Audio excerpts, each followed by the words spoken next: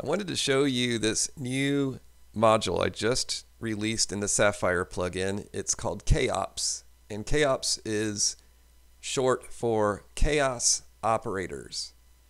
What does Chaops do? Well, by itself it does absolutely nothing because it is an expander module. You need to use it with Frolic, Glee, or Lark, the chaos generators in the Sapphire plugin. So let's get started. What I'm going to do is let's just use the Lark chaos module, and just so we can see what's happening, I'm going to add a tricorder to its right. So tricorder is a right extender, meaning you put it on the right of one of the chaos modules. Chaops is a left extender, so the way it works is you just slide it up and snap to the side, and as soon as you do that, you'll notice this little LED display becomes active. And Chaops is divided into three sections. We have the memory section up here at the top, morph, and freeze. So I'll talk about each of these in turn. The whole point of the memory section is to allow you to take a little snapshot of where this 3D point is in space at any moment using the set button or the store button with the S on it. And you have an R button, I call it recall. You can think of it as restore if you prefer. And let's just go ahead and try this. So let's take a little visual note of where in space that point is. So let me stop it rotating so it's a little bit clearer what I'm doing. And I'm going to wait till it gets to a clear point in space. Let's say about, I'm going to wait for it to get a little bit farther away from the origin, just make it more obvious what it's doing. How about right about now? Okay, I just clicked that S button, and when I click the R button, you'll see that the point goes back to that location. So I can keep clicking the recall button as many times as I want, and it will show that the point snaps back to where it was. So you can use this as a way of restarting any of the three chaos modules, again, Frolic, Glee, or Lark, at that position. And you can also, instead of a button, you can use some external trigger. So for example, if I put an LFO in here, just from VCV LFO, and I can use the square wave as a trigger if I want. So I'll just hook up a little cable here. And now every time the trigger goes high or gate goes high, the trigger's restoring that current location. Let me make it a little bit slower so you can get a little more movement.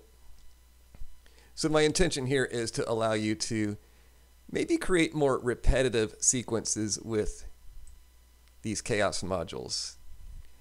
And we also have a memory section here. You can see this display says 0. That means we're on memory cell 0. Let me just take this LFO back out so we go back to full manual control. You can use this memory selector to select any number from 0 to 15. So you have a total of 16 memory locations. So perhaps, we got this guy right here in cell 0, but maybe I want to put a different location in cell 1. So I will wait till it's, boom, right there. I just grabbed it so we can restore cell 1. I can go back to memory cell 0. So you can see you could go ahead and fill up these memory banks with as many different, up to 16 different locations as you want. So you might find that interesting. Also, we have, I'm not going to show it now, but basically you have a CV input and attenuverter. And, well, let me just show you this at least. If you turn this attenuverter up to 100%, and let me use the rescale module from VCV.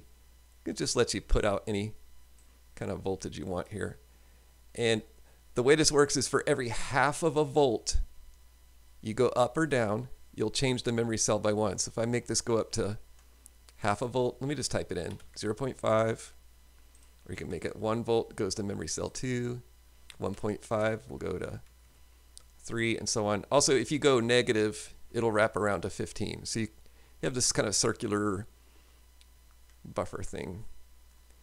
And that will offset whatever memory you selected with the main knob.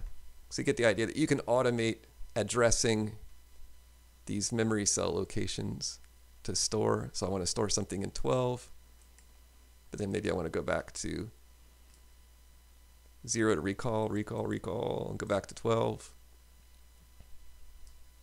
Recall. So you get the idea. So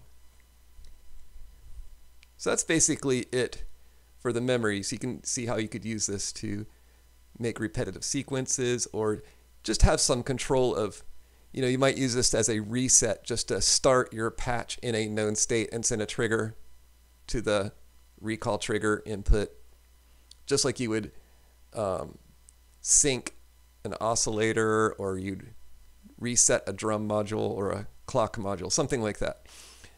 Okay, so that's basically that. I think what I'm going to show you next is the freeze button, because it's so simple. Hit the freeze and boom, you've stopped time in the chaos module. So that's kind of nice. So you could pause and play. So if you might want something where you're automating freezing and unfreezing, you could do that too. Let me just use let's go back to the LFO, because that's kind of handy. Set it down to a slow rate and hook up to this gate input and see that I can make the point start and stop. One thing that may not be so obvious, and it's kind of handy, I think, is, let's say we don't have the gate. If I turn the freeze on, then when I apply a signal, it unfreezes. Maybe it's more clear if I use another button so you can really see what I'm doing. Button. So use a push button from VCV. Take the gate signal, hook it up to the freeze. So generally speaking, this freeze button will be turned off. It's kind of grayed out and the point is moving around. Okay. But when you put in a gate, it freezes it. Well, you might want, instead of a gate freezing the module, you might want the gate to make it move. So you could toggle this button so it's frozen by default, and then when the gate goes high, then the point moves. So you get this. If you're familiar with bitwise logical operations, it's like an exclusive OR operation.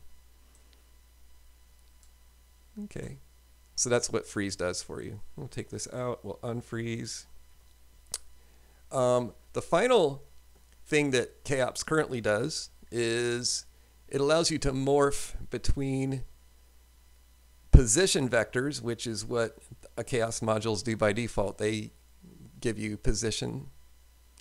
But if you send the morph knob all the way to 1, you get a different kind of path. And maybe this would be better if I speed this up. By the way, this will give me a chance to show you some of the other little UI enhancements I did in Sapphire 2.5.5.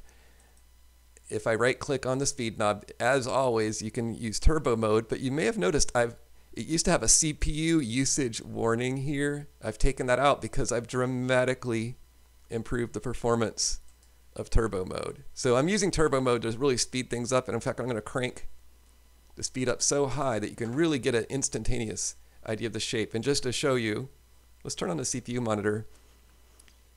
Before, in Sapphire 2.5.4 and before, this used a lot of CPU time. Like you can see, this is very conservative with the CPU time. It was pushing 30-40% CPU. It was awful. That's why I put that warning on there. But I'm using a new algorithm to do the numerical simulation, and it's way more efficient, thankfully. So no more CPU warning. Now let's see, from the morph, you can see as I change the morph knob, the character and the shape is changing as you go from position.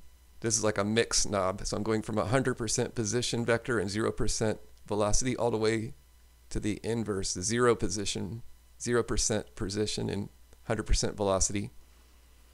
If this doesn't make any sense to you, don't worry about it. It's basically just giving you more options for the kind of shapes you can trace. You can have fun with it, play with it. You don't need to know any physics vector stuff, but that's what it's really doing under the hood if you're into vectors and math and stuff.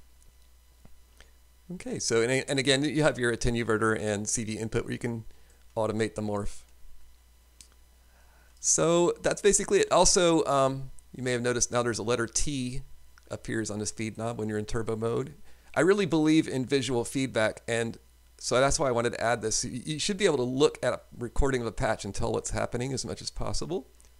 And likewise, we have the different chaos modes show up on the chaos knob. So as I change the chaos modes, Lark, I named them after animals, and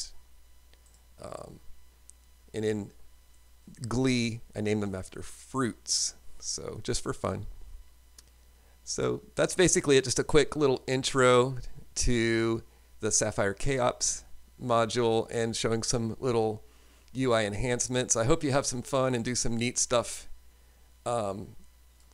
Basically, my intention is just to expand the capabilities of the Chaos module so you can do more fun and creative things with them. Hope you have a blast and enjoy this new functionality.